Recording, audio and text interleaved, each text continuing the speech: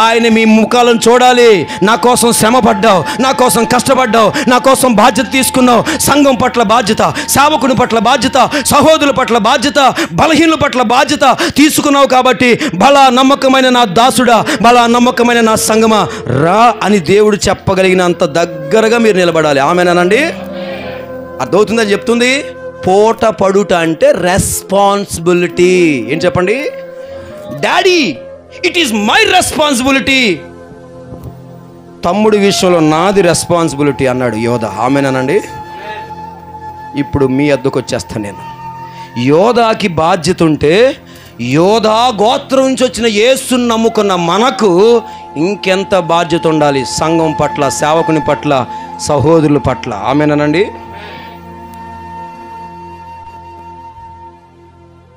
యోధా, మరొక ప్రశ్న ఇచ్చా నిన్ను అని నేను ప్రశ్నించాను యోధాని పరిశుద్ధాత్మ దేవుని సహాయంతో. యోధ పరలోకంలో ఉన్నాడు, నేను భూమి మీద ఉన్నాను. ఓకేనండి? చెప్పండి అన్నాడు. ఒకవేళ మీ తమ్ముడు కానీ పొరపాటున కానీ తీసుకురాలేదనుకో, అందరి దగ్గర చెడ్డైపోతావు కదా, అందరు నిన్ను అసహించుకుంటారు కదా. ఒకవేళ ఆ రాజు మీ తమ్ముడిని వదలకపోతే ఇక మిగతా 9 మంది అన్నలు అంటారు అలాగే జరగాలి. నేను ఒక అమ్మ అంటుంది,